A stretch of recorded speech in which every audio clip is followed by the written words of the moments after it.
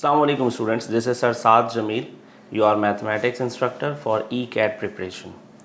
Students आज के इस वीडियो लेक्चर में हम NAD यूनिवर्सिटी के एंट्री टेस्ट में जो मैथमेटिक्स का पोर्शन आता है उसके पास पेपर के क्वेश्चंस को सॉल्व करेंगे। ऐसे सवाल जो आपके टेस्ट के लिए बहुत ज़्यादा इम्पॉर्टेंट है और जिसमें आपको कुछ डिफ़िकल्टीज़ भी होती हैं, तो उनको सॉल्व करेंगे, उनके शॉर्टकट्स देखेंगे और वो सारी चीज़ें हम सीखेंगे जिससे आपकी टाइम मैनेजमेंट भी इफ़ेक्टिव होगी। ठीक है, तो स्टार्ट करते हैं। और वेरी फर्स्ट क्वेश्चन जो आपको आपकी स्क्रीन पे नज़र आ रहा है, solution of the equation 12 raise to the power x plus 18 raise to the power y is equals to 468। होता क्या है, होता ये कि जब भी आपके पास दो वेरिएबल्स होते हैं, लेट्स x एंड y, तो आपको इक्वेशंस भी दो चाहिए होती हैं उसको सॉल्व करने के लिए, ताकि हम उस पर कोई साइमल्टेनियस मेथड लगा दें, सब्स्टिट्यूशन कर लें, एलिमिनेशन कर लें, क्रामर्स रूल कर लें। मल्टीपल तरीके हैं दो वेरिएबल्स को ढूंढने के, पर एक शर्त होती है कि उसके लिए इक्वेशंस भी दो होनी चाहिए।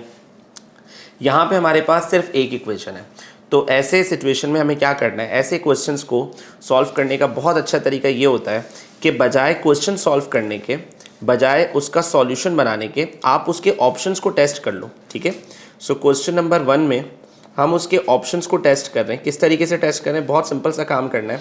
आपने अपने साइंटिफिक कैलकुलेटर में, विच इज़ अलाउड, जो कि आपकी यूनिवर्सिटी में अलाउ है टेस्ट के लिए, तो आपने उसमें 12 raise to the power x plus 18 raise to the power y is equals to 468। अब हमें क्या करना है, हमें करना है ये स्टूडेंट्स कि ये जो x और y है, इस x और y के प्लेसेस पर हमें 1 बाय 1 इन ऑप्शंस को रखना है। जैसे कि ऑप्शन ए में क्या लिखा है, ऑप्शन ए में लिखा है कि 12 raise to the power x की जगह पर आपने 2 इंसर्ट किया और 18 y की जगह आपने दोबारा से 2 इंसर्ट किया, इज इक्वल्स टू 468, राइट। अब अगर आप इसको सॉल्व करते हैं तो 12 का स्क्वायर हो जाएगा आपके पास 144 और 18 का स्क्वायर हो जाएगा आपके पास 324, राइट। और अगर आप इन दोनों को ऐड करते हैं सो यू गेट 468, लेफ़्ट पर भी और राइट पे क्या चल रहा है 468। आपको पता है इसका मतलब क्या हुआ, लेफ़्ट हैंड साइड और राइट हैंड साइड सेम आ गया। इसका मतलब ये है कि ये इक्वेशन ऑप्शन ए पर सेटिस्फाई हो रही है। सेटिस्फाई होने का मतलब है कि option A is the right option. x की वैल्यू 2 और y की वैल्यू 2, ये हमारा राइट ऑप्शन है। तो स्टूडेंट्स ये ऑप्शन ए पर आपने मार्क कर दिया कि A option is the correct. ठीक है जी। सेकंड क्वेश्चन पे आते हैं, क्वेश्चन नंबर 2। क्वेश्चन नंबर 2 आपके पास ये कह रहा है कि क्वेश्चन नंबर 2 में अगर हम देखें क्वेश्चन 2 में क्या हो रहा है, क्वेश्चन 2 में स्टूडेंट्स हो ये रहा है कि आपको कहा ये जा रहा है average of 8 students on a test is 77। बहुत सिंपल सी बात है, एवरेज का फॉर्मूला ये होता है, average is equals to total divided by number. ठीक है, average is equals to total divided by number. अगर आप पहला स्टेटमेंट पढ़ें, कहा जा रहा है 8 स्टूडेंट्स का एवरेज 77 के इक्वल है, तो मैंने एवरेज की जगह पर 77 रख दिया और नंबर की जगह पर 8 रख दिया, क्योंकि 8 स्टूडेंट्स की बात हो रही है और टोटल मुझे नहीं पता कि उन स्टूडेंट्स का टोटल स्कोर कितना है। मुझे एवरेज पता है पर टोटल नहीं पता, बहुत डिफरेंस है दोनों बातों में। सो यहाँ से टोटल कैलकुलेट करने के लिए मैं 8 यहाँ डिवाइड हो रहा था, तो 77 से जाकर मल्टीप्लाई हो जाएगा। सो टोटल कैसे निकलेगा स्टूडेंट्स, 8 मल्टीप्लाई बाय 77, ये आपने कैलकुलेट करना है। जो भी आपके पास आंसर आ रहा है वो लिखेंगे, राइट। उसके बाद आगे चलते हैं तो पता चलता है if 4 of them got 73 marks, उनमें से जो 4 स्टूडेंट्स हैं उनका एवरेज 73 के इक्वल है। सेम हम यही काम करेंगे, पर इस दफ़ा एक डिफरेंस आएगा। इनका टोटल कैसे निकलेगा, ये 4 स्टूडेंट्स हैं सिर्फ, तो हम 4 को मल्टीप्लाई करेंगे और किससे मल्टीप्लाई करेंगे, 73 से मल्टीप्लाई करेंगे और यहाँ आपके पास एक टोटल आ जाएगा। स्टूडेंट्स फिर टास्क ये है कि इन दोनों टोटल्स को आप आपस में सब्ट्रैक्ट करेंगे। इस वाले टोटल को और इस वाले टोटल को आप करेंगे सब्ट्रैक्ट, एंड आपके पास जो फाइनलाइज आंसर होगा वो होगा 324। कैलकुलेशन मैंने आपके ज़िम्मे छोड़ी है कि आप कैलकुलेशन खुद करें, ठीक है, ताकि आपको इसकी प्रैक्टिस हो जाए। राइट आंसर मैंने इस पर बता दिया। क्वेश्चन नंबर 3 आपके पास ये है कि आपको फाइंड आउट करना है डिटर्मिनेंट की वैल्यू। स्टूडेंट्स एक चीज़ इसमें बहुत इंपॉर्टेंट है, डिटर्मिनेंट देखते ही फ़ौरन डिटर्मिनेंट नहीं लेते, पहले देखते हैं कि क्या उस पर डिटर्मिनेंट की कोई प्रॉपर्टी अप्लाई हो सकती है। जैसे कि क्वेश्चन नंबर 3 देखें तो क्वेश्चन नंबर 3 की जो फर्स्ट रॉ है, क्वेश्चन नंबर 3 की जो फर्स्ट रॉ है उसको देखें और क्वेश्चन नंबर 3 की जो थर्ड रॉ है उसको देखें, तो आपको कुछ पता चलेगा कि फर्स्ट रॉ और थर्ड रॉ एग्जैक्टली सेम है। तो क्या इससे हमें कोई प्रॉपर्टी याद आती है? इससे कोई प्रॉपर्टी हमें याद आती है? बिल्कुल। इफ़ टू रॉज, अगर किसी मैट्रिक्स के अंदर दो रॉज या दो कॉलम्स, दो रॉज या दो कॉलम्स आइडेंटिकल हों, अगर किसी मैट्रिक्स के अंदर दो रॉज या दो कॉलम्स आइडेंटिकल हों, देन उसका उस मैट्रिक्स का जो डिटर्मिनेंट होगा, देन उस मैट्रिक्स का जो डिटर्मिनेंट होगा वो ज़ीरो के इक्वल होगा, विल बी ज़ीरो। और हमने यहाँ पे क्या देखा? हमने यहाँ पे ये देखा कि फर्स्ट रॉ और थर्ड रॉ बिल्कुल सेम है, तो स्टूडेंट्स यहाँ पे डिटर्मिनेंट ज़ीरो होगा, हमें कैलकुलेशन की कोई ज़रूरत नहीं है, डायरेक्टली आंसर पता चल गया। Clear? Okay, next question which is related to complex number, imaginary number, right? So iota raised to the power 16, iota raised to the power 32 minus iota raise to the power 67। तो अब इसको किस तरह solve करेंगे देखिएगा। Iota raise to the power 16, मैंने इसको देखें कैसे ब्रेक किया, मैंने इसको 2 के टेबल से ब्रेक किया, ठीक है, 2 8 16 होता है। 32 iota raise to the power 32, तो मैंने इसको 2 और 16 में ब्रेक किया, राइट। और उसके बाद है iota raise to the power 67, 2 के टेबल में 67 नहीं आता, सो मैंने इसको ऐसे स्प्लिट किया, 2 33 66 और एक आयोटा मैंने एक्स्ट्रा लगा दिया, ये इसका फर्स्ट स्टेप था, ठीक है। तो इस कैलकुलेशन के अंदर ये इसका फर्स्ट स्टेप था, ठीक है जी। सो आयोटा स्क्वायर किसके बराबर होता है स्टूडेंट्स? आयोटा स्क्वायर बराबर होता है -1 के रेज टू द पावर 8। उसके बाद अगेन आयोटा स्क्वायर -1 के रेज टू द पावर 16। उसके बाद अगेन आयोटा स्क्वायर -1 के raise to the power 33 and the other iota. -1 पर अगर 8 पावर होगी स्टूडेंट्स वो 1 ही रहेगा, -1 पर 16 पावर होगी वो 1 ही रहेगा, -1 पर अगर 33 पावर होगी तो वो +1 नहीं होगा, वो -1 ही होगा। सो इसको अगर आप सॉल्व करते हैं, सो 1 + 1 2, माइनस माइनस प्लस एंड ये आयोटा, सो इसका फाइनल आंसर होगा 2 + आयोटा। तो यहाँ पे मैं मेंशन कर देता हूँ कि ये इसका राइट ऑप्शन जो है वो है 2 + आयोटा। क्लियर? होपफुली ये भी आपको बहुत अच्छे से समझ में आ गया होगा। ओके, उसके बाद आते हैं next question, question number 5। Question number 5 में ये कहा जा रहा है आपसे कि साइन x की वैल्यू 3/4 है, x in the first quadrant, तो cos x की वैल्यू क्या होगी? बहुत सिंपल ट्रिग्नोमेट्री का एक फॉर्मूला है हमारे पास कि cos स्क्वायर x बराबर होता है 1 - साइन स्क्वायर x के।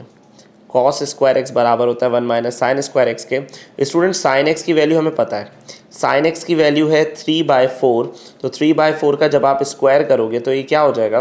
3/4 का स्क्वायर करने पे आपको आंसर मिलेगा 9/16, राइट। और जब आप इसका फर्दर एलसीएम लोगे तो आपको आंसर मिलेगा 7/16। ओके, सो 7/16 क्या राइट ऑप्शन है? नहीं, ये कॉस स्क्वायर कैलकुलेट हुआ है। ओके, हमें सिर्फ कॉस एक्स चाहिए, सो कॉस स्क्वायर से स्क्वायर हटाने के लिए आपने दोनों तरफ स्क्वायर रूट लिया, ठीक है, और उससे होगा ये कि स्क्वायर से स्क्वायर रूट कट हो जाता है, वी नो दैट स्क्वायर से स्क्वायर रूट कट हो जाता है। सो कॉस एक्स की वैल्यू आएगी +-7 / 4।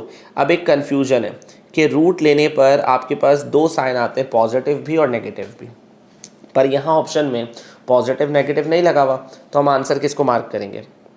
अगर आप क्वेश्चन को अच्छे से पढ़ो तो इसमें लिखा हुआ है कि x is in first quadrant. First quadrant के अंदर सारे रेशोज पॉजिटिव होते हैं, तो हम यहाँ पे पॉजिटिव वैल्यू कंसिडर करेंगे। So option C is the right option as per our need, हमारे अकॉर्डिंग टू आर नीड, हमारे ज़रूरत के मुताबिक जो है यहाँ पे क्वेश्चन नंबर 5 का ऑप्शन सी राइट ऑप्शन है, ठीक है जी। ओके, तो अब आते हैं नेक्स्ट, एंटी डेरिवेटिव्स का एक क्वेश्चन है और बहुत सिंपल सा है, इसका फॉर्मूला होता है, अगर आप याद करो एक फॉर्मूला आप पढ़ते हो एंटी डेरिवेटिव के लिए, और वो फॉर्मूला ये होता है कि ax + b raise to the power n बराबर होता है ax + b raise to the power n + 1, ठीक है, और डिवाइड में आता है a × n + 1 + c। अब आप ये फॉर्मूला अप्लाई करेंगे इस पर, तो आपका आंसर बनना चाहिए 2x plus 5 raise to the power cube और डिवाइड में होना चाहिए 6, मगर अगर आप नोट करो तो इसमें ऐसा कोई ऑप्शन नहीं है। ऑप्शन बी राइट ऑप्शन है, पर इसमें करेक्शन है। करेक्शन ये स्टूडेंट्स के 2x प्लस 5 की पावर 2 नहीं होगा, यहाँ पे 3 होगा, डिवाइड में 6 प्लस c। ये ऑप्शन बी को मैंने थोड़ा सा करेक्ट कर दिया है। Okay, next question, question number 7।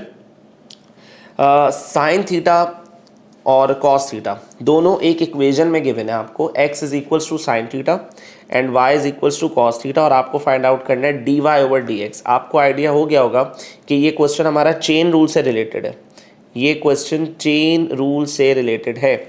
आपके पास डिफरेंशिएशन में एक टॉपिक है चेन रूल का, उससे रिलेटेड है ये, तो उस पर बात कर लेते हैं। क्या करना है इसमें? करना है ये स्टूडेंट, सबसे पहले x is equals to sine theta लिखा हुआ है, आपने इसका डेरिवेटिव लेना है। तो इसका डेरिवेटिव आपने लिया थीटा के रिस्पेक्ट से, तो साइन का डेरिवेटिव होता है आपके पास कॉस थीटा, ठीक है।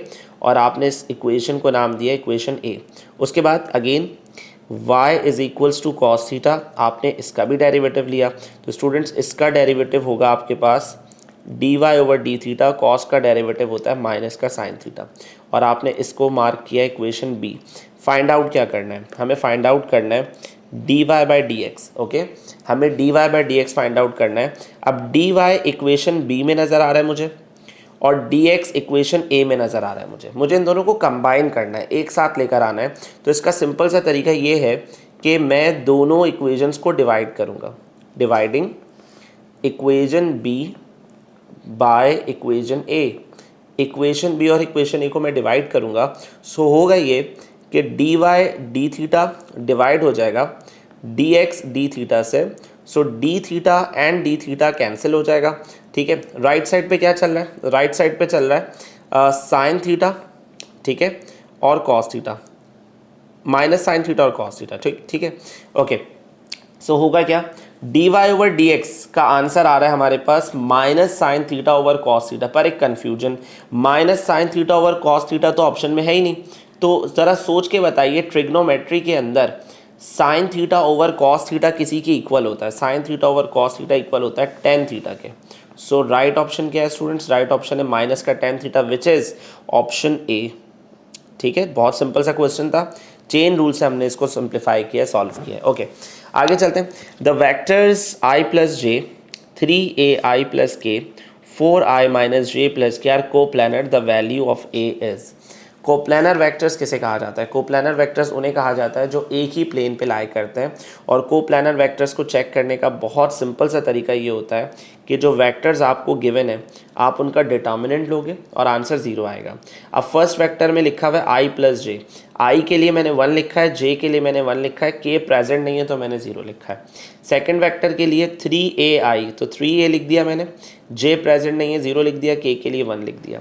उसके बाद 4 माइनस 1 एंड 1। अच्छा स्टूडेंट्स, राइट साइड पे मैंने 0 लिखा है, कन्फ्यूजन है। आप कहेंगे कि सर आप 0 प्रूफ कर रहे हैं या 0 पहले से पता है? 0 प्रूव नहीं कर रहे हम यहाँ ए की वैल्यू फाइंड आउट कर रहे हैं। तो 0 को यूज़ करते हुए हम उसकी वैल्यू फाइंड आउट कर रहे हैं। और 0 लिखने की वजह मैं आपको बता चुका हूँ, if vectors are coplanar then their determinant will be 0। अगर वेक्टर्स कोप्लैनर होंगे तो उनका डिटर्मिनेंट 100% 0 के इक्वल होगा। अब हम यहाँ से डिटर्मिनेंट एक्सपेंड करना शुरू कर रहे हैं। डिटर्मिनेंट की एक्सपेंशन आपको आती है, मैट्रिसेस में पढ़ा होगा आपने। सो ये इस तरह से कुछ एक्सपेंड होगा और आगे प्रोसीड करते हैं, माइनस का 1, ठीक है। उसके बाद ये हो जाएगा 3a 4 1 एंड 1, और आखिरी में 0 है। 0 को वैसे डिटर्मिनेंट देना नहीं चाहिए क्योंकि उसका ओवरऑल आंसर 0 ही होगा। सो इसको सॉल्व करते हैं, 1 0 1 ज़ा 0 प्लस 1, ठीक है, और माइनस 1 3a, ठीक है, और 4 1 ज़ा हो जाएगा ये हमारे पास 4, 3a माइनस 4, और ये 0 हो जाएगा, ठीक है। सो ये 1 हो जाएगा, minus 3a plus 4 is equals to 0। So 4 plus 1 होता है स्टूडेंट्स 5 के इक्वल, ठीक है। सो ये हो जाएगा minus 3a is equals to minus 5, minus से माइनस कैंसिल, और a का आंसर आएगा हमारे पास 5/3, which is the right option. So a 5/3 आ रहा है, और a 5/3 कहाँ लिखा हुआ है हमारे पास? ऑप्शन ए में लिखा हुआ है। Okay, question number 9, sine theta divided by tan theta and cos theta. बहुत सिंपल सा क्वेश्चन है।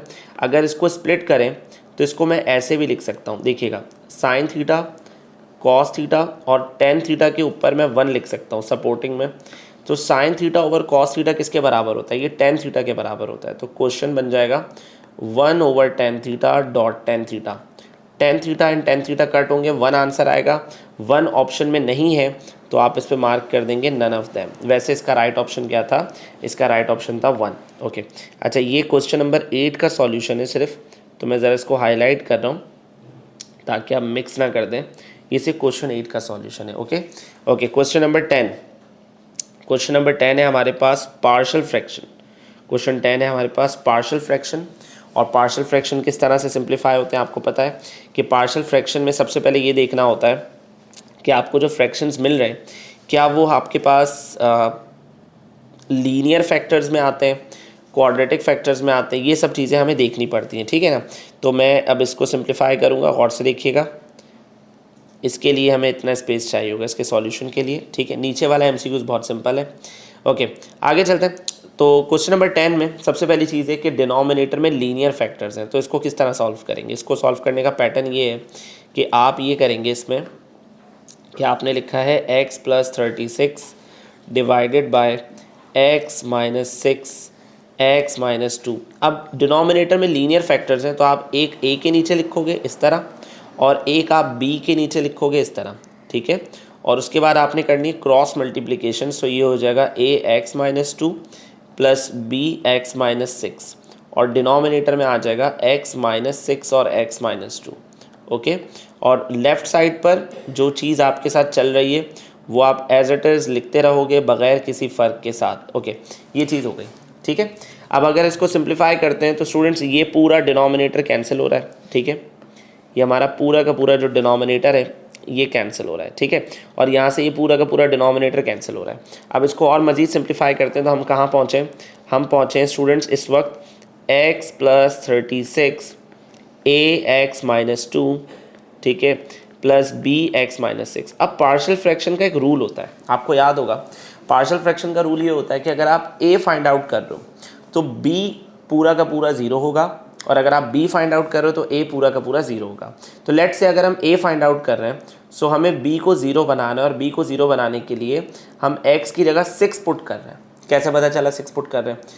इस फैक्टर को देखिए, इसको 0 बनाने के लिए हमें यहाँ पे 6 पुट करना पड़ेगा, तो आपने यहाँ पे 6 इंसर्ट करना है। ओके, सो 6 इधर पुट किया, 36 में भी इधर आ गया a 6 - 2 प्लस b 6 - 6। स्टूडेंट्स ये पूरा फैक्टर 0 हो जाएगा, इसको लिखने की ज़रूरत नहीं है।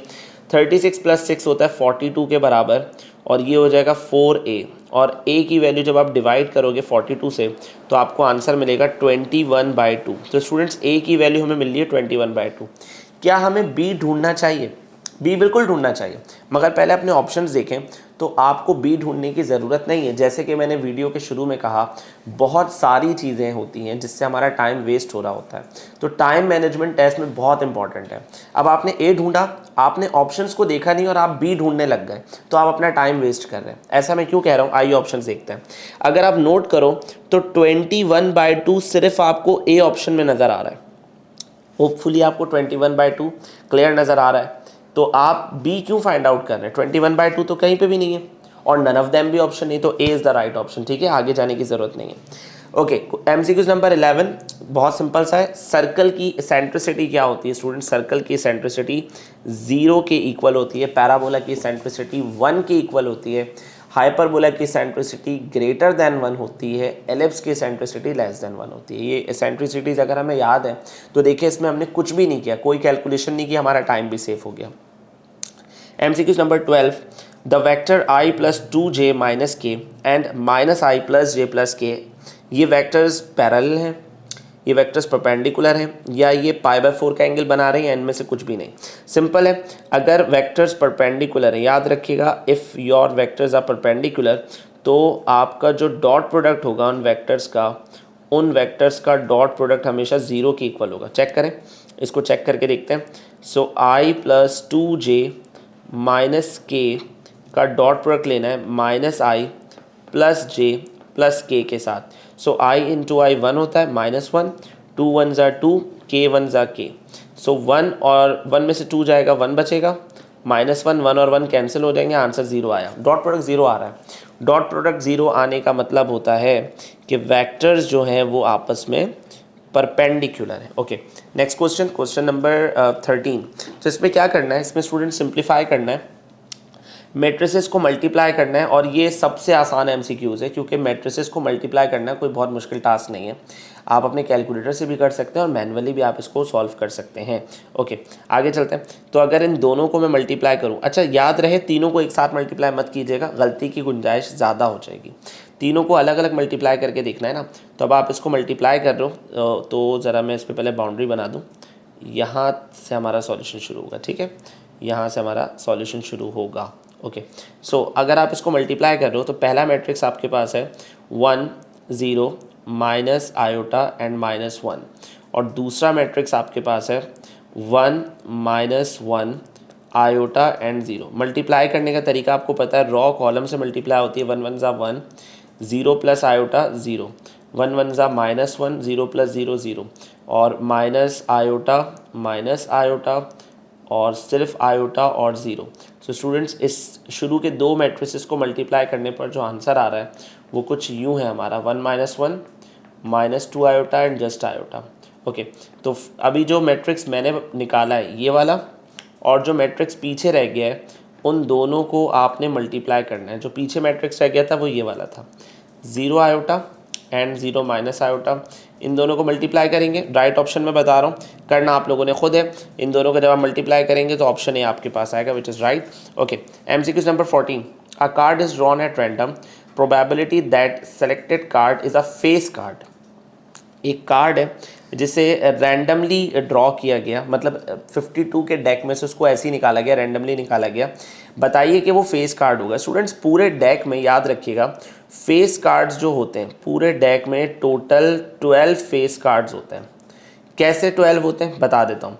4 किंग होते हैं, 4 क्वीन होती हैं और 4 जैक होते हैं। तो टोटल 12 फेस कार्ड्स होते हैं। फेस कार्ड मतलब वो कार्ड जिस पे पिक्चर बनी हुई है, पिक्चर कार्ड्स भी कहते हैं उनको। तो कितनी प्रोबेबिलिटी है कि अगर मैं उस डेक में से एक कार्ड निकालूंगा तो वो फेस कार्ड ही होगा। सो प्रोबेबिलिटी का फॉर्मूला होता है कि ऊपर आप अपने फेवरेट रखते हो जिसके लिए आप काम कर रहे हो, और नीचे आप टोटल रखते हो। तो मैं इस वक्त फेस कार्ड के लिए काम कर रहा हूँ, तो ऊपर मैंने 12 रखा और नीचे मैंने 52 रखा। अब आप इसको सिंप्लीफाई कर लो कि ये कहाँ तक सिंप्लीफाई हो सकता है, ठीक है।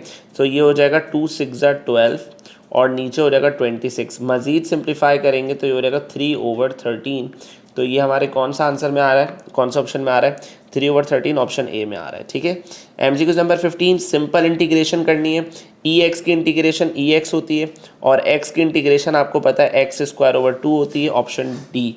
इसमें कुछ भी सॉल्व करने जैसा इतना मुश्किल नहीं था। सिंपल आपसे इंटीग्रेशन पूछी गई और आपने उसका आंसर मार्क करना है, ठीक है भाई।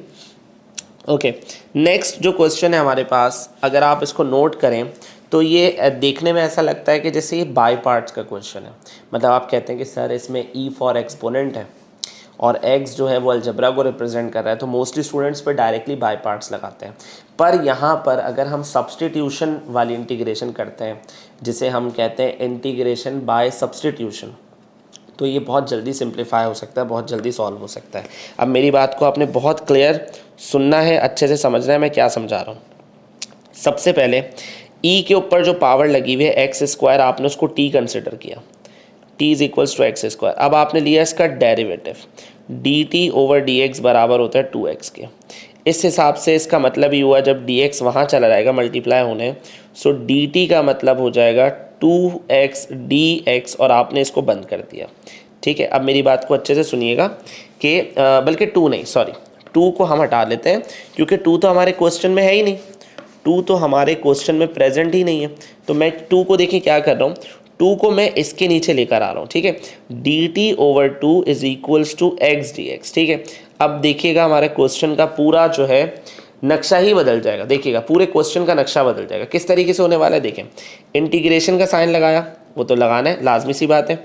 ई की पावर में x² नज़र आ रहा है आपको क्वेश्चन के अंदर, मैं x² नहीं लिख रहा। देखो मैं क्या लिख रहा हूँ, मैं लिख रहा हूँ सिर्फ t, ठीक है। बात समझ में आ रही है। आगे dx लिखा हुआ है, x dx, मैं x dx के बजाय क्या लिख सकता हूँ, देख के बताइए। x dx के बजाय मैं लिख सकता हूँ dt/2, ये देखें dt/2। स्टूडेंट्स आपको पता है कि 2 पे इंटीग्रेशन जाएगी नहीं, सिर्फ et पर जाएगी और et की इंटीग्रेशन et ही होती है। तो इसका आंसर आ गया 1/2 et + c। पर क्या ये ऑप्शन में होना चाहिए? हरगिज़ नहीं। t आपका रखा हुआ एक सब्सटीट्यूट है। t की ओरिजिनल वैल्यू क्या थी? t की ओरिजिनल वैल्यू थी x² और आखिर में +c। तो अब चेक करेंगे कौन सा ऑप्शन है। 1/2 ex² + c, ये है आपके पास option C. Okay, 17 question simple algebra है। ए और 2 और 3 मल्टीप्लाई होकर 6 बनते हैं और आपको पता है मल्टीप्लाई में पावर ऐड होती है, तो 2 और 3 मिलके 5 बनेंगे। सो a6 + b5 सिंपल अलजेब्रा का क्वेश्चन है। क्वेश्चन नंबर 18, एक मैट्रिक्स दिया हुआ है आपको और कहा यह जा रहा है उसका डिटर्मिनेंट -8 के बराबर है। आगे जाके कहते हैं कि भाई एक और मैट्रिक्स है जिसका नाम है मैट्रिक्स बी, जो कि बराबर है ट्रांसपोज ऑफ मैट्रिक्स ए के। मतलब जिसको बी का मैट्रिक्स ढूंढना है वो ए का ट्रांसपोज ले ले, सिंपल। तो अगर ट्रांसपोज लेने के बाद हम उसका डिटर्मिनेंट लें उस बी मैट्रिक्स का, तो उसका डिटर्मिनेंट क्या आएगा? मैट्रिसेस की एक प्रॉपर्टी थी कि अगर रॉज और कॉलम को इंटरचेंज कर भी लिया जाए तब भी डिटर्मिनेंट पर कोई असर नहीं आता। तो अगर हम इसका अगर ट्रांसपोज लिया जाए तब भी डिटर्मिनेंट पे कोई असर नहीं आता। अगर इस मैट्रिक्स का ट्रांसपोज ले भी लें तब भी इसका डिटर्मिनेंट -8 के बराबर ही रहेगा। So option C is the right option. ठीक है। MCQ number 19, again anti derivative का क्वेश्चन है, इंटीग्रेशन का सवाल है। और इसमें नोट करें, डिनोमिनेटर में फंक्शन है और ऊपर उस फंक्शन का डेरिवेटिव मौजूद है। कैसे हुआ ये बात? कैसे समझ में आएगी बात? देखें, डिनोमिनेटर में लिखा है x² + 1 विच इज़ फंक्शन। अगर आप इसका डेरिवेटिव निकालो स्टूडेंट्स, तो x² का डेरिवेटिव होता है 2x और 1 का डेरिवेटिव होता है 0। अब मैं आपको एक प्रॉपर्टी याद दिलाता हूँ, इंटीग्रेशन का एक फॉर्मूला याद दिलाता हूँ। अगर ऊपर डेरिवेटिव मौजूद हो और नीचे फंक्शन मौजूद हो, या ये कह लीजिए नीचे फंक्शन मौजूद हो और ऊपर उस फंक्शन का डेरिवेटिव मौजूद हो, तो आंसर आता है ln fx + c। मतलब लॉग लिखना है, डिनोमिनेटर लिखना है और c लिखना है। तो इसके अकॉर्डिंगली जो आंसर बनना चाहिए वो बनना चाहिए ln x² + 1 + c which is option C. Option C जो हमारा राइट ऑप्शन है। ठीक है। ओके, आगे प्रोसीड करते हैं भाई। MCQ number 20, 1 / 1 + tan² x। Trigonometry का बहुत सिंपल सा आसान सा एक फॉर्मूला था, याद दिलाते हैं आपको। 1 + tan² थीटा बराबर होता है sec² थीटा के। ठीक है, इस हिसाब से 1 / sec² थीटा किसके बराबर होना चाहिए? 1 / sec² थीटा बराबर होना चाहिए cos² थीटा के, which is option D. Okay, number 21, sine theta as it is sine theta रहेगा, इसमें कोई डाउट वाली बात नहीं है। ठीक है। साइन थीटा नेगेटिव, मतलब आप उसे नेगेटिव इनपुट दे रहे हैं तो लाजमी सी बात है नेगेटिव ही आउटपुट देगा। कॉस थीटा ही रहेगा। कॉस को नेगेटिव इनपुट दे रहे हैं, ये बहुत यूनिक बात मैं अब आपसे शेयर कर रहा हूँ। कॉस को नेगेटिव इनपुट देने के बाद भी वो आपको आउटपुट पॉजिटिव ही देता है, क्योंकि कॉस एक इवन फंक्शन है। तो अब दोनों को कैंसिल कर देंगे, plus sine minus sine cancel होगा और कॉस प्लस कॉस कितना हो जाएगा? Cos plus cos equals to 2 times of cos theta. Clear? So 2 times of cos theta और 2 टाइम्स कॉस थीटा कहाँ लिखा है? 2 times cos theta option D में लिखा है, which is right option. Number 22, ये एक वर्ड प्रॉब्लम है और थोड़ा सा टाइम लेगा इसके एक्सप्लेनेशन, अच्छे से समझिएगा। There are 83 people in the gym. एक जिम की बात की जा रही है और उसके अंदर टोटल जो लोग हैं वो 83 पीपल्स हैं उस जिम में, फ्रॉम विच उनमें से 51 आर किक बॉक्सिंग, ठीक है, 25 are of yoga and 11 for both. कुछ लोग ऐसे हैं जो किक बॉक्सिंग में इंटरेस्ट रखते हैं, किक बॉक्सिंग करते हैं, कुछ उसमें से योगा करते हैं और कुछ ऐसे हैं जो दोनों चीज़ें करते हैं। हमें क्या करना है? हमें करना है the number of persons who do not take part in either category. उन लोगों की तादाद क्या होगी जो इनमें से कुछ नहीं करते हैं। बात को अच्छे से समझिएगा। उन लोगों की तादाद बतानी है जो इनमें से कुछ नहीं करते हैं, ना तो वो किक बॉक्सिंग करते हैं ना तो वो योगा करते हैं। उन लोगों की तादाद बतानी है। अब ज़रा अच्छे से समझें यहाँ हो क्या रहा है। देखिए, बहुत सिंपल बात मैं आपसे शेयर कर रहा हूँ। 83 पीपल्स हैं जिम के अंदर, ये है हमारा टोटल, ठीक है, ये लोग हैं हमारे पास टोटल। ओके, उसमें से 51 जो हैं वो किक बॉक्सिंग के शौकीन है, तो उसमें से 51 जो है वो किक बॉक्सिंग के शौकीन है। मैं ऐसे शॉर्ट फॉर्म लिख रहा हूँ KB, और उसमें से 25 जो है वो योगा के हैं, तो मैं सिर्फ Y लिख रहा हूँ, ओके। और उसमें से 11 जो है वो दोनों के, 11 जो है वो दोनों के, बोथ, मतलब उन्हें किक बॉक्सिंग का भी शौक़ है और योगा का भी शौक़ है, ठीक है। हमें उन लोगों की तादाद पता करनी है, उन लोगों की तादाद हमें पता करनी है जो दोनों में से किसी भी चीज़ में इंटरेस्ट नहीं रखते, ठीक है। तो इसका तरीका बहुत सिंपल है। सबसे पहले उन लोगों की तादाद निकालिए जो आपके पास किक बॉक्सर है। तो आपने कहा सर 51, पर सुने मेरी बात गौर से, यहाँ एक कन्फ्यूजन चल रही है। ये जो बोथ वाली टर्मिनोलॉजी आ रही है, 11 फॉर बोथ, ये वो लोग हैं जो किक बॉक्सिंग भी करते हैं और योगा भी करते हैं। पहले हमें इनको अलग करना पड़ेगा। तो इसको करने का तरीक़ेकार हमारे पास क्या है, 51 में से आपने 11 सब्ट्रैक्ट किया तो आपके पास क्या आंसर आएगा। 51 में से अगर आप 11 सब्ट्रैक्ट करते हैं तो आपके पास 40 आंसर आएगा, राइट, सही कह रहा हूँ मैं। और 25 में से अगर आप 11 सब्ट्रैक्ट करें तो आपके पास कितना आंसर आएगा। 25 में से 11 सब्ट्रैक्ट करेंगे तो आपके पास आंसर आएगा इसमें 14, ठीक है भाई, बात समझ में आ रही है। तो अब ज़रा आपने करना क्या है, ये जब आपने सब्ट्रैक्ट कर लिए तो अब आपने इन लोगों का टोटल करना है, ये अलग अलग लोग हैं, और इसके साथ वो 11 लोग मिलाने जो दोनों चीज़ें खेलते हैं। तो ये हो जाएगा 40 और 14 कितना हो जाएगा 54, 54 में 11 ऐड करेंगे तो ये हो जाएगा 65। ये वो लोग हैं जो खेलों के शौकीन हैं, मतलब ये कुछ ना कुछ ज़रूर करते हैं, या तो भाई ये किक बॉक्सिंग करते हैं या योगा करते हैं या दोनों चीज़ें करते हैं। हमें ये लोग नहीं चाहिए, हमें उन लोगों की तादाद चाहिए जो कुछ नहीं करते। तो आपने फाइनल काम ये किया कि 83 में से 65 को सब्ट्रैक्ट किया तो आपके पास स्टूडेंट्स आंसर कितना आ जाएगा, आपके पास आंसर आ जाएगा 18 के equal, right, okay. MCQ number 23, the length of latest rectum. Latest rectum क्या होता है पैराबोला का, लेटस्ट रेक्टम पैराबोला का होता है 4A के इक्वल, ठीक है। तो 4A हमारे पास इसके बराबर है, सही है। अच्छा जी, आगे चलते हैं। 21, the equation of straight line passing through this and this. बहुत सिंपल सा सवाल है। स्ट्रेट लाइन की इक्वेशन ढूंढने का एक पैटर्न होता है, हमारे पास एक फॉर्मूला होता है, y minus y1, y2 minus y1, x minus x1, x2 minus x1। आप ये फॉर्मूला अप्लाई करेंगे, ठीक है। इसमें आपने कहा सर हमें कैसे पता चलेगा x1 y1 क्या है, x2 y2 क्या है। ब्रैकेट का पहला नंबर x1, दूसरा नंबर y1, ब्रैकेट का दूसरे ब्रैकेट का पहला नंबर x2, दूसरा नंबर y2। अब आप इसे यहाँ सब जगह इंसर्ट करेंगे तो ऑप्शन ए आपके पास राइट ऑप्शन होगा। मैं सॉल्व नहीं करवा रहा स्टूडेंट्स, फार्मूला मैंने बता दिया क्योंकि इसमें कोई एक्सप्लेनेशन नहीं है, सिर्फ फार्मूला अप्लाई करेंगे और आंसर आएगा, okay. MCQ number 25, which of the following is correct partial fraction of this. वो आपसे कह रहे हैं अगर इसको एक्सपेंड करें तो इसमें से कौन सा फ्रैक्शन है जो इसका करेक्ट पार्शियल फ्रैक्शन बन सकता है। 1 divided by x raise to the power cube minus 1। इसको थोड़ा सिंप्लीफाई करें सो ये बनेगा 1 divided by x raise to the power 3 minus 1 raise to the power 3। अब आपको पता है कि ये एक फॉर्मूला है a cube minus b cube which is equals to a minus b and a square plus ab plus b square. तो ये क्या हो जाएगा, अगर इसको सिंप्लीफाई करेंगे तो ये हो जाएगा हमारे पास 1 divided by x minus 1 x square plus x plus 1।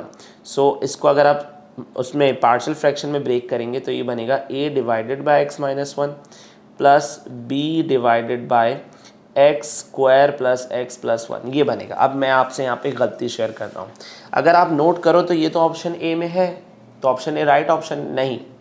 जब भी आपका एक फैक्टर क्वाड्रेटिक होगा, मैं हाईलाइट कर रहा हूँ, ज़रा अच्छे से देखिएगा इस वाली चीज़ को, इस फैक्टर को क्वाड्रेटिक कहते हैं। और आपको पता है स्टूडेंट्स इसको क्वाड्रेटिक क्यों कहते हैं, इस पर स्क्वायर पावर आ रही है।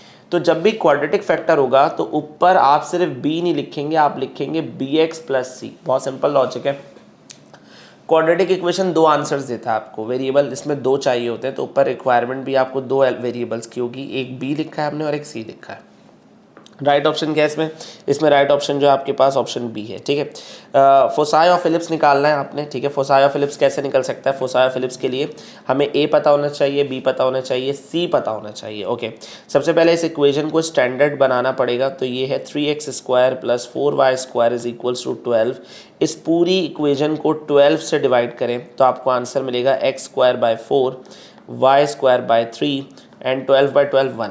बहुत सिंपल तरीके से आपको नज़र आ रहा है कि ये x का केस है, एक्स का केस क्यों कह रहा हूँ मैं इसमें, denominator of x is greater, तो ये एक्स का केस है। यहाँ ए स्क्वायर आ जाएगा 4 के बराबर, यहाँ बी स्क्वायर आ जाएगा आपके पास 3 के बराबर, ठीक है। हमें सी चाहिए होता है, तो सी स्क्वायर का फॉर्मूला क्या होता है, A square minus B square, so ये हो जाएगा 4 minus 3 which is equal to 1। So C square जो है हमारे पास वो 1 के बराबर आ रहा है। इस हिसाब से सी किसके बराबर आएगा, इस हिसाब से सी आएगा +-1 के। अब ये x का केस है तो इसका फोसाई क्या होगा, ये x का केस है तो इसका फोसाई होगा +-c, 0, मतलब +-1, 0। कौन सा ऑप्शन होगा स्टूडेंट्स, ये आपके पास ऑप्शन डी। ओके, ये बात हो गई। अब नेक्स्ट क्वेश्चन जो है वो डेरिवेटिव से आ रहा है। नेक्स्ट क्वेश्चन आपके पास आ रहा है डेरिवेटिव से, ठीक है। तो डेरिवेटिव्स का क्वेश्चन अब हमें सॉल्व करना है, सिंप्लीफाई करना है। बात कर लेते हैं इस पर। x raise to the power x, बहुत सिंपल सी इसमें एक चीज़ बता देता हूँ मैं आपको, आपने करना क्या है। जब भी आपके पास वेरिएबल की पावर में वेरिएबल हो, मेरी बात को अच्छे से सुनिएगा, जब भी फंक्शन का जो वेरिएबल है जो कि x है उसकी पावर में x हो, तो याद रखिएगा आपने लॉग की प्रॉपर्टी लगा के उसको सही करना होगा। सही करना होगा मतलब x और x, आपने यहाँ पे लॉग की प्रॉपर्टी लगाई तो स्टूडेंट्स ये ऐसा दिखने लगेगा x ln x। अब आप लो इसका डेरिवेटिव, इसका डेरिवेटिव लो, और आपको बहुत अच्छे से पता है अब यहाँ u इंटू वी लगेगा। कैसे, ये वाली चीज़ u बन जाएगी और ये वाली जो चीज़ है हमारे पास ln x, ये v बन जाएगा। u और v का इस पर आप डेरिवेटिव लोगे तो ये बनेगा आपके पास u डेरिवेटिव ऑफ v, मतलब कि x derivative of v, ln x का डेरिवेटिव होता है 1/x plus v as it is, फिर डेरिवेटिव ऑफ u, x का डेरिवेटिव 1 होता है। तो इसका ओवरऑल आंसर बन रहा है 1 + ln x। पर ये फाइनलाइज आंसर नहीं है। फाइनल आंसर क्या होता है इन सवालों का, इन सवालों का फाइनल आंसर ये होता है जो आंसर आपने कैलकुलेट किया है वो, और लास्ट में क्वेश्चन को साथ में लगाना पड़ता है। तो लास्ट में क्वेश्चन को साथ में लगाना है। वैसे इसका तरीके बहुत ज़्यादा है, मैंने आपसे शॉर्टकट डिस्कस किया है, तो इसका ऑप्शन बनेगा ऑप्शन बी हमारे पास, ठीक है। ओके जी, नेक्स्ट क्वेश्चन पे चलते हैं। नेक्स्ट क्वेश्चन हमारे पास ये है कि सेकेंड डेरिवेटिव बताना है साइन एक्स का with respect to X. Sine X का सेकेंड डेरिवेटिव बताना है। भाई साइन एक्स का फर्स्ट डेरिवेटिव होगा कॉस एक्स, ये पहला डेरिवेटिव होगा, और अगर कॉस का दोबारा से डेरिवेटिव ले लेंगे तो ये हो जाएगा माइनस का साइन एक्स। तो माइनस का साइन एक्स आपके पास कौन सा ऑप्शन में, माइनस का साइन एक्स आपके पास आ रहा है ऑप्शन नंबर सी में। Okay, number 29, a card is drawn at random, probability that selected card is not a face card. अब ज़रा बहुत इंपॉर्टेंट डिस्कशन है, बहुत इंपॉर्टेंट बात मैं आपसे शेयर कर रहा हूँ, अच्छे से सुनिएगा। ऊपर अभी हम एक क्वेश्चन सॉल्व करके आए हैं जिसमें हमने फेस कार्ड की प्रोबेबिलिटी फाइंड की थी, मतलब हमने चांसेस फाइंड किए थे कि जो कार्ड होगा वो फेस कार्ड होगा।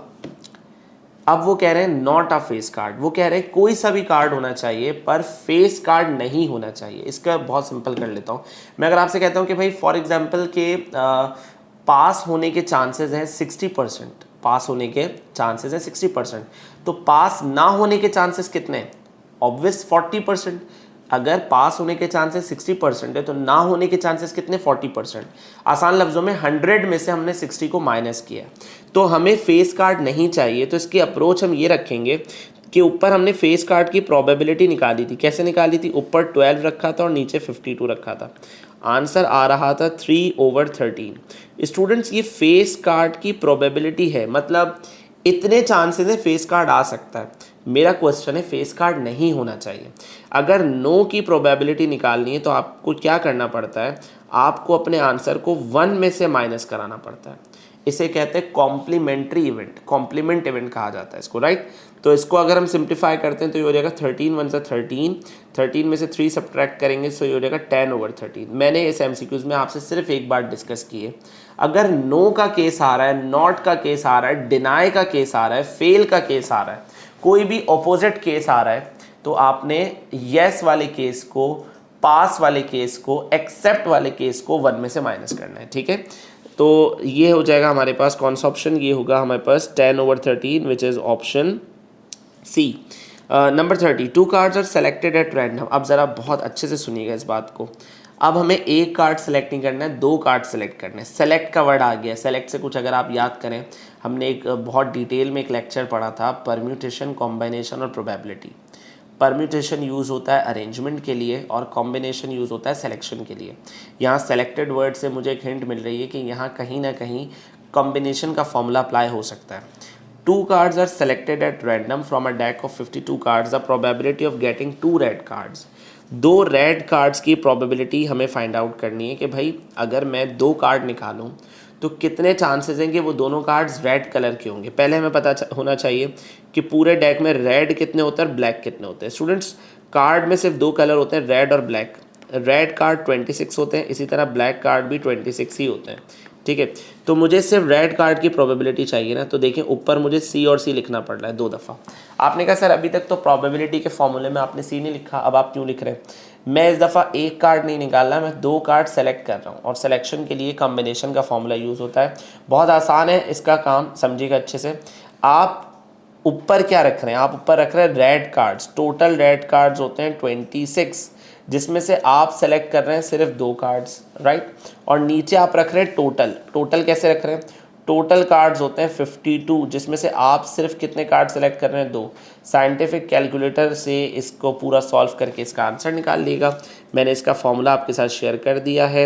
इसमें एज सच और कोई कैलकुलेशन नहीं होगी, बस आपने कैलकुलेटर में पूरी चीज़ रखनी है और आपके पास आंसर आ जाएगा इसका।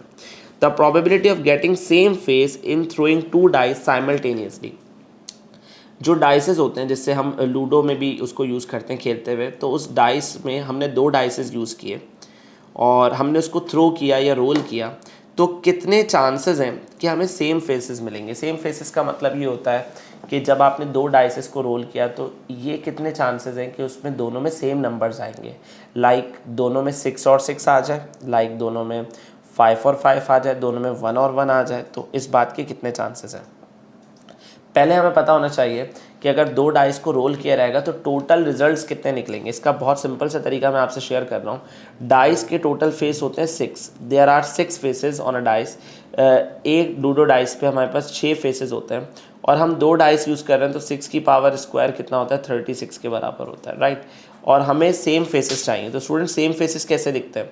लूडो में ऐसे हो सकता है, 1 1 आ सकता है, 2 2 आ सकता है, 3 3 आ सकता है, 4 4 आ सकता है, 5 5 आ सकता है, 6 6 आ सकता है। ठीक है, तो अब अगर हम देखें तो टोटल हमारे फेवरेट रिजल्ट हैं 6 और टोटल रिजल्ट्स कितने? 36। तो प्रोबेबिलिटी क्या बनेगी? प्रोबेबिलिटी बनेगी ऊपर हमारा फेवरेट विच इज़ 6 और नीचे 36, तो आंसर आएगा 1/6। तो ये कौन सा ऑप्शन है स्टूडेंट्स? ये आपके पास होगा 1/6, ऑप्शन ए। ठीक है। 32, if discriminant is -4 the nature of root is. बहुत अच्छे से याद रखिएगा, डिस्क्रिमिनेंट अगर 0 से छोटा है तो उस ऐसे हालात में रूट्स को कहा जाता है इमेजनरी। इमेजनरी भी कहते हैं स्टूडेंट्स और कॉम्प्लेक्स भी कहते हैं।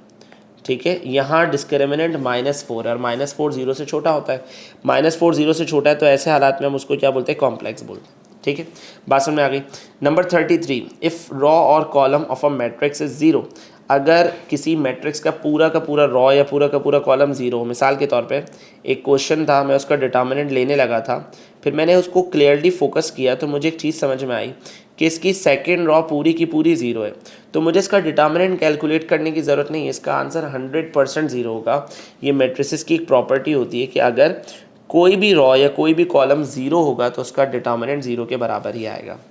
An insect completes 1 rotation. एक इंसेक्ट है और वो पूरा एक रोटेशन कंप्लीट कर रहा है। एक रोटेशन समझते हैं? एक रोटेशन का मतलब होता है सर्कल का एक कंप्लीट चक्कर लगाना। स्टूडेंट्स, काम की बात इसमें ये है, अगर मैं आपसे पूछूं कि पूरा एक रोटेशन जिसे हम एक रेवोल्यूशन भी कहते हैं, ये किसके बराबर होता है? स्टूडेंट्स, पूरा एक रोटेशन, पूरा एक रेवोल्यूशन बराबर होता है 360 डिग्री के, 360 डिग्री के बराबर होता है। कह रहे हैं कि एक इंसेक्ट है और वो एक पूरा रोटेशन कंप्लीट करता है 12 सेकंड के अंदर, तो बताइए वो कितने डिग्रीज कवर करेगा 2 सेकंड के अंदर? बहुत सिंपल सा, बहुत सीधा सा क्वेश्चन है ये। सही है, थोड़ा सा आपने बस इस पर कॉन्सेप्ट बनाना है। देखिएगा, अब वो स्टूडेंट्स देखिएगा, वो 12 सेकेंड्स के अंदर, वो 12 सेकेंड्स के अंदर 360 डिग्री कवर कर रहा है। ये मैंने अपने पास से नहीं लिखा, क्वेश्चन ने मुझे बताया। तो अगर मैं आपसे पूछूं वो 1 सेकंड में कितने डिग्री कवर कर रहा है, तो बहुत सिंपल सा काम है, 12 मल्टीप्लाई हो रहा है 360 डिग्री से, जाके डिवाइड करवा दीजिए। तो स्टूडेंट्स वो 1 सेकंड में 30 डिग्री कवर कर रहा है। क्लियर? तो मेरा क्वेश्चन ये है आपसे कि वो 2 सेकंड में कितना कवर करेगा भाई। अगर 1 सेकंड में 30 डिग्री कवर कर रहा है तो 100% 2 सेकंड में 60 डिग्री कवर करेगा। तो आपके पास ऑप्शन क्या है, आपके पास ऑप्शन है option C. Okay, number 35, if a diameter of a wheel is 56 centimetre. जब भी ऐसे क्वेश्चन आएँ problem based, word problem based question आए, तो जब भी वो आपको डायमीटर बताएं, आप उससे फर्स्ट इंप्रेशन में ही रेडियस फाइंड आउट कर लें। कैसे निकलेगा रेडियस? रेडियस और डायमीटर का रिलेशनशिप होता है, डायमीटर को हाफ कर देने से रेडियस बनता है। तो 56 को अगर मैं हाफ कर दूं तो मेरे पास आंसर आएगा 28 सेंटीमीटर। मेरे पास रेडियस आ चुका है स्टूडेंट्स।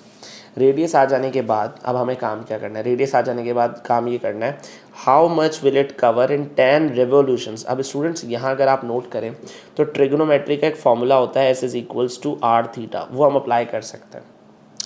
हमें डिस्टेंस कैलकुलेट करना है, रेडियस हमारे पास है, पर आपने कहा सर थीटा हमारे पास नहीं है। ऊपर वाले क्वेश्चन में मैंने आपसे एक चीज़ शेयर करी है थोड़ी देर पहले कि एक रेवोल्यूशन 360 डिग्री के बराबर होता है और यहाँ 10 रेवोल्यूशन हो रहे हैं। तो एक रेवोल्यूशन जो होता है वो 360 डिग्री के बराबर होता है और 360 डिग्री को 2 पाई रेडियन कहते हैं। तो अगर मैं आपसे पूछूं 10 रेवोल्यूशन में कितना होगा, तो 10 रेवोल्यूशन में होगा स्टूडेंट्स 20 पाई। बात समझ में आ गई? तो फॉर्मूला हमारे पास लिखा हुआ है S=R थीटा। R के प्लेस पर हम लिखेंगे 28, थीटा के प्लेस पे हम लिखेंगे 20 पाई, और जब आप इसे पूरा का पूरा कैलकुलेट कर लोगे तो आपके पास आंसर आएगा 560 pi. Clear? Okay, MCQs number 36, question number 36, the equation of normal at 3,4 to x² + y² = 25 is. Normal equation किसे कहते हैं? नॉर्मल इक्वेशन का क्या मतलब होता है, याद रखिएगा।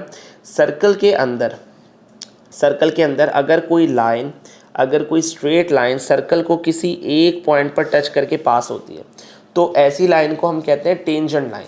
ठीक है, ऐसी लाइन को हम कहते हैं टेंजेंट लाइन।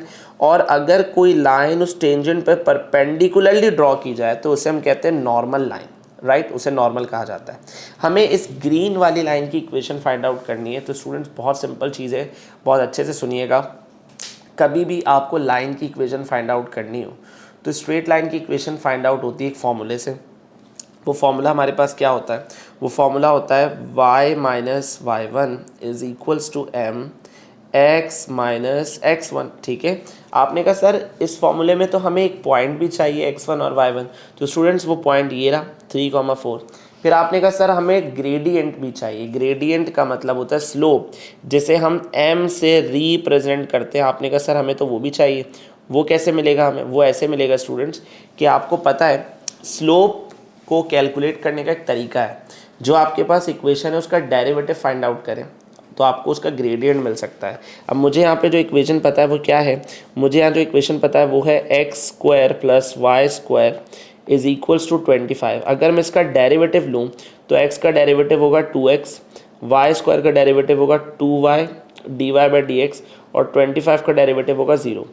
dy/dx को अलग करने पर मुझे मिलेगा माइनस का y / x। ठीक है, तो अब मैं y की जगह पर y की वैल्यू पुट करूंगा और x की जगह पर x की वैल्यू पुट करूंगा। स्टूडेंट्स y है मेरे पास 4 के बराबर। अगर आप क्वेश्चन देखो तो आपको y और x नज़र आएगा ब्रैकेट के अंदर। ये मेरे पास ग्रेडियंट आ गया। अब बात को बहुत अच्छे से सुनिएगा।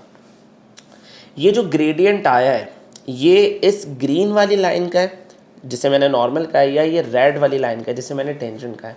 स्टूडेंट डेरिवेटिव लेने पर हमेशा याद रखिएगा जो ग्रेडियंट आपको मिलेगा वो टेंजेंट लाइन का होगा। पर आपने कहा सर यहाँ तो हमें टेंजेंट लाइन की इक्वेशन नहीं चाहिए, हमें नॉर्मल लाइन की इक्वेशन चाहिए। नॉर्मल और टेंजेंट एक दूसरे के परपेंडिकुलर है और हमें पता है कि अगर दो लाइंस एक दूसरे के परपेंडिकुलर हो तो उनका स्लोप कैसा हो जाता है? उनका स्लोप नेगेटिव रेसिप्रोकल हो जाता है। मतलब अगर आपको नॉर्मल का स्लोप चाहिए तो आप पता है क्या करोगे? अभी जो स्लोप आया हुआ है ना, आप उसका रेसिप्रोकल कर दोगे और उसका माइनस साइन हटा दोगे। कितना सिंपल काम हो गया। m हमारे पास आ गया 3/4, x1 y1 हमारे पास है। अब हम स्टूडेंट्स इसमें फार्मूला इंसर्ट कर रहे हैं। ठीक है, हम इसमें फार्मूला इंसर्ट कर रहे हैं, देखते हैं कि हम इसको किस तरह से सिंप्लीफाई कर सकते हैं। मैंने इतना स्पेस इस क्वेश्चन के सॉल्यूशन के लिए ले लिया है ताकि आपको कन्फ्यूजन ना हो। ठीक है, अच्छा जी, फॉर्मूला है y - y1। तो y1 हमारे पास 4 के बराबर है। m अभी कैलकुलेट किया 3/4 और x - x1 में आ रहेगा 3।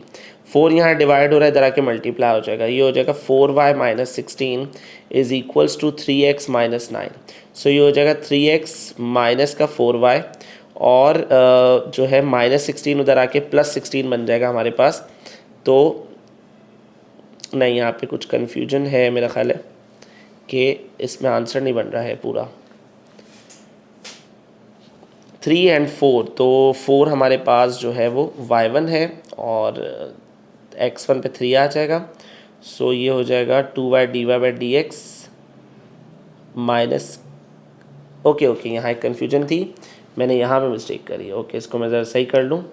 ये होना चाहिए हमारे पास माइनस का x/y, सॉरी, तो ये हो जाएगा माइनस x/y का मतलब होता है माइनस का 3/4। ओके, और माइनस 3/4 का मतलब क्या होगा स्टूडेंट्स? माइनस 3/4 का मतलब होगा ये चेंज हो जाएगा, अब ये हो जाएगा हमारे पास 4/3। ओके, अब इसको सही कर लेते हैं, यहाँ पे इसको मैं कर लेता हूँ 4/3 अपने पास। सो ये हो जाएगा 4/3। सो 3y माइनस 12, 4x माइनस 12। सो ये हो जाएगा 4x माइनस 3y, 12 और 12 कैंसिल हो जाएंगे। सो राइट ऑप्शन है हमारे पास ऑप्शन ए।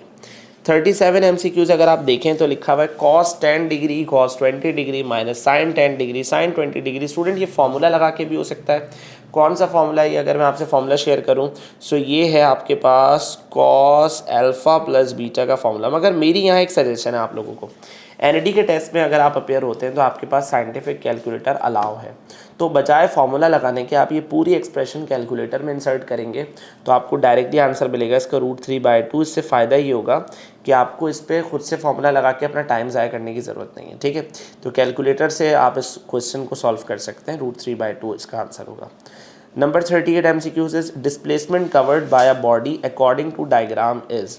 यहाँ मुझे एक एरर लग रहा है कि इसमें यहाँ पे डायग्राम मिसिंग है, तो इसको MCQs को रहने देते हैं। नंबर 39 पे है A यूनियन B का होल कॉम्प्लीमेंट। सेट चैप्टर अगर आपको याद हो मैथमेटिक्स में, सेट चैप्टर में एक फॉर्मूला होता था जिसे हम डिमॉर्गन्स थ्योरम कहते थे, याद कीजिए। डिमॉर्गन्स थ्योरम ये होता था कि A यूनियन B का होल कॉम्प्लीमेंट बराबर होता है A complement intersection B complement. इसके अकॉर्डिंगली अगर हम चलें तो हमारा C ऑप्शन राइट ऑप्शन है। ठीक है, number 40 the vertex and focus of parabola y² is equal to 12x are respectively. Students vertex तो देखते ही समझ में आ रहा है कि इसका वर्टेक्स है 0,0। हमें फोकस चाहिए पैराबोला का, तो सबसे पहला काम ये y² is equal to 12x को हमने कंपेयर किया y² is equal to 4ax से। इस हिसाब से 4a के सामने 12 आ रहा है, मतलब a की वैल्यू 3 हो गई। अब चेक कीजिए ये x का केस है या y का केस है। Since x is linear in this equation, तो ये x का केस है। तो अगर ये x का केस है तो इसमें फोकस क्या होगा? इसका फोकस होगा a,0 मतलब 3,0। अब ये 3,0 कौन से ऑप्शन में? 3,0 है हमारे पास ऑप्शन डी में। ठीक है, ये हो गया focus of parabola y² minus 4x minus 6y plus 17 equals to 0। अब इस क्वेश्चन को अगर आप देखो तो ये हमारे पास स्टैंडर्ड केस नहीं है, मतलब इसमें h और k भी इन्वॉल्व है। तो ऐसे क्वेश्चन को थोड़ा सा मैनेज करके चलना पड़ता है, ऐसे क्वेश्चन को बैलेंस करना पड़ता है। इसको बैलेंस करने के लिए देखो हमने क्या करना है, हमने सबसे पहले 6y और 17 को वहाँ पे शिफ्ट कर दिया। ठीक है, और अब मैंने फॉर्मूला बनाने के लिए कंप्लीटिंग स्क्वायर बनाने के लिए नहीं मिस्टेक हो रही है, यहाँ पे y² के साथ आएगा, y² के साथ आएगा 6y माइनस 6y और 4x माइनस 17। ठीक है, फॉर्मूला बनाने के लिए मैंने लिखा है y² माइनस 2 3y प्लस 3 का स्क्वायर। अब मैंने ये 3 अपने पास से ऐड किया है, तो ये 3 मुझे दोनों तरफ ऐड करना पड़ेगा ना। तो स्टूडेंट्स होगा ये कि एक तरफ तो आपके पास पूरा का पूरा फॉर्मूला बंद हो रहा है। ठीक है, एक तरफ तो आपके पास पूरा का पूरा फॉर्मूला बंद हो जाएगा और ये क्या हो जाएगा आपके पास? ये हो जाएगा y माइनस 3 का होल स्क्वायर, और दूसरी तरफ स्टूडेंट सिंप्लीफाई करने के बाद आपको मिलेगा 4x और माइनस 17 और 3 का स्क्वायर 9। तो माइनस 17 में से आपने 9 सब्ट्रैक्ट किया तो 8 आपको मिलेगा। तो आपके पास इक्वेशन कुछ ऐसी बनेगी y माइनस 3 का होल स्क्वायर, 4 कॉमन लेके अंदर x माइनस 2। सही है, इस हिसाब से h और k से जब आप इसको कंपेयर करेंगे तो k आपको 3 मिलेगा और h आपको 2 मिलेगा। ठीक है, और a आपको 1 मिलेगा। तो फोकस क्या होगा, ये x का केस है ना, तो इसमें फोकस होता है h प्लस a कॉमा के। h हमारे पास 2 के बराबर है, 2 प्लस 1 कॉमा के, मतलब 2 प्लस 1 कॉमा 3। तो ये हो जाएगा स्टूडेंट्स 3 कॉमा 3, और ये कौन सा ऑप्शन है, ये है हमारे पास ऑप्शन सी। ठीक है, नंबर 42 एमसीक्यूज़ देखिए। नंबर 42 एमसीक्यूज़ में क्या कह रहे हैं, नंबर 42 एमसीक्यूज़ में आपसे ये कह रहे हैं कि आपको एलिप्स की इक्वेशन दी हुई है, length of minor axis find out करना है। सिंपल सा फॉर्मूला होता है लेंथ ऑफ माइनर एक्सिस का। लेंथ ऑफ माइनर एक्सिस का फॉर्मूला होता है 2b, बस हमें b फाइंड आउट करना है। देखो b फाइंड आउट करने का सिंपल तरीका आपके पास ये है कि 16x square plus 9y square is equals to 144। पूरी इक्वेशन को 144 से डिवाइड करो तो आपको कुछ ऐसी इक्वेशन मिलेगी, ठीक है, इज इक्वल्स टू 1। अब यहाँ पे नज़र आ रहा है आपको क्लियर कि b की वैल्यू यहाँ पे होने वाली है 3, क्योंकि यहाँ पर a स्क्वायर अगर 16 के बराबर आ गया है और b स्क्वायर 9 के बराबर आ गया तो b की वैल्यू 3 हो जाएगी। इस हिसाब से लेंथ ऑफ माइनर एक्सिस क्या बनेगा, लेंथ ऑफ माइनर एक्सिस बनेगा 2 इंटू 3। तो 2 3 का क्या होता है 6 होता है। तो 6 कौन सा ऑप्शन में, 6 हमारे पास ए ऑप्शन में। अब आप इसमें सोचेंगे कि सर आपने फोसाई तो निकाला ही नहीं, फिर वही बात मैं दोहराऊंगा दोबारा से, हमें ये सब चीज़ें निकालनी तो आती हैं पर हमें टाइम मैनेजमेंट करनी है ना। तो स्टूडेंट्स 6 और किसी ऑप्शन में नहीं था, तो मैंने सिर्फ 6 पे फोकस किया तो वो मुझे ऑप्शन ए में मिल गया, तो मैंने फोसाई निकालने को ज़रूरी नहीं समझा और मैंने ए ऑप्शन मार्क कर दिया। हाँ, हो सकता है कि अगर बहुत सारे ऑप्शन में 6 होता तो फिर हमें फोसाई भी फाइंड आउट करना पड़ता, पर फिलहाल ऐसा नहीं है, तो हम अपना टाइम बचा के आगे चल रहे हैं। Number 43, if A is a square matrix A raise to the power k plus 1 equals to A. अगर आपने मैट्रिसेस चैप्टर पढ़ा है तो आपने एक डेफिनेशन पढ़ी होगी पीरियोडिक मैट्रिक्स की। स्टूडेंट्स ये पीरियोडिक मैट्रिक्स की जनरल डेफिनेशन है, ठीक है। If side of a square is 3 centimeter, what is the change in its area if side is increasing at a rate of 2 centimeter per minute? एक square है जिसकी side length है 3 centimetre के बराबर, तो उसका एरिया निकालें पहले। अगर उसकी साइड लेंथ 3 के बराबर होती है तो आपको पता है स्क्वायर का एरिया ऐसे निकलता है, दोनों साइड सेम होती है तो लेंथ इंटू ब्रेथ मल्टीप्लाई किया, 3 3 9 सेंटीमीटर स्क्वायर का एरिया आ रहा है, ठीक है। अब वो कह रहे हैं आगे जाकर उसका एरिया इंक्रीज़ हो गया 2 सेंटीमीटर पर मिनट से। इसका मतलब ये हुआ आगे जाकर जो उसके एरिया है उसकी जो साइड है वो इंक्रीज़ हो गई 2 सेंटीमीटर पर मिनट से। इसका मतलब दोनों 5 5 के बराबर हो गई। पहले 3 थी ना स्टूडेंट्स, तो 3 में 2 मिलाए तो 5 5। सो अब एरिया कितना आ रहा है 25 सेंटीमीटर स्क्वायर, ठीक है। और अब आपको क्या फाइंड आउट करना है, आपको फाइंड आउट करना है चेंज इन इट्स एरिया। सो 25 में से आपने 9 सब्ट्रैक्ट किया, सो राइट आंसर होता है इसका 16, पर 16 या फिलहाल ऑप्शन में नहीं है, ठीक है। इसका राइट ऑप्शन जो है वो 16 है, चेंज इन एरिया का।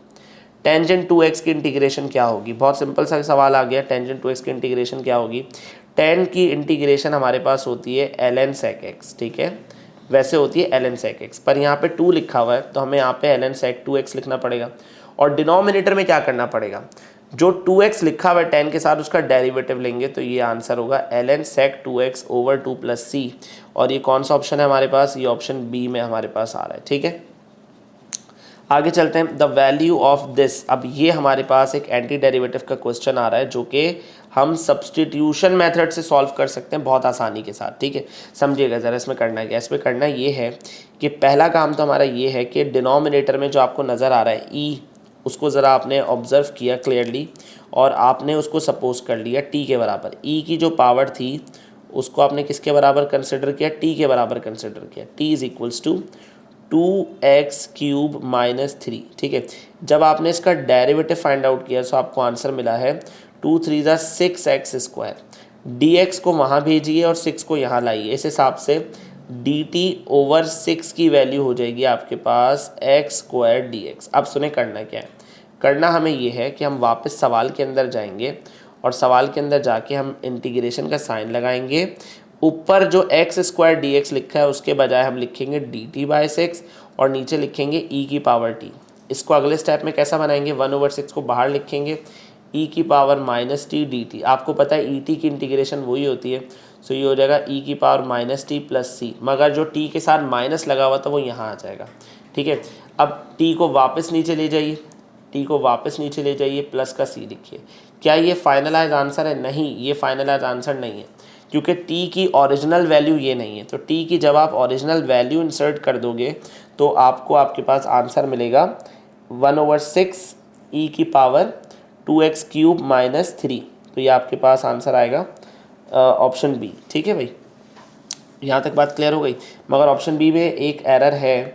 ऑप्शन बी में एक एरर ये स्टूडेंट्स के यहाँ 2 से शुरू हो रहा है ऑप्शन, हालांकि ये शुरू होना चाहिए आपके पास 6 से शुरू होना चाहिए ऑप्शन बी में। ठीक है, number 47, in a triangle ABC sine A sine B पता है और साइन सी कैलकुलेट करना है। साइन ए और साइन बी पता है, तो इसका सिंपल सा तरीका अगर मैं आपसे शेयर करूं कि साइन ए भी पता है आपको, साइन बी भी पता है और साइन सी आपने कैलकुलेट करना है किसी भी ट्राइंगल के अंदर।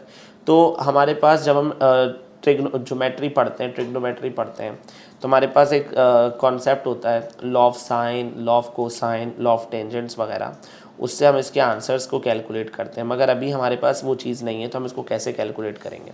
सबसे पहले आपको ए वाला एंगल फाइंड आउट करना है। ए का एंगल आपको मिलेगा ऐसे, साइन इनवर्स 1/3 से आपको ए मिल जाएगा। ठीक है, और फिर बी निकालना है। बी आपको कैसे मिलेगा, साइन इनवर्स 1/4 से आपको बी का एंगल मिल जाएगा। स्टूडेंट्स एक प्रॉपर्टी आपको याद होगी, alpha plus beta plus gamma बराबर होता है 180 डिग्री के। किसी भी ट्राइंगल के तीनों एंगल को प्लस करो 180 आता है। स्टूडेंट्स अल्फ़ा में ए का एंगल रख देना, बीटा में बी का एंगल रख देना, गामा में सी रख देना, और सी ढूंढना है हमें। तो सी कैसे मिलेगा, 180 डिग्री में से ए वाले एंगल को बी वाले एंगल को माइनस करेंगे, सी का एंगल मिल जाएगा।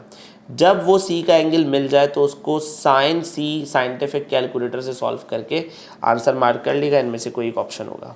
Number 45, product of roots find out करना है। प्रोडक्ट ऑफ रूट का सिंपल सा फॉर्मूला होता है अल्फ़ा बीटा बराबर होता है C/A के। यहाँ C 2 के बराबर है, यहाँ A 3 के बराबर है, आंसर होगा 2/3 विच इज़ ऑप्शन डी।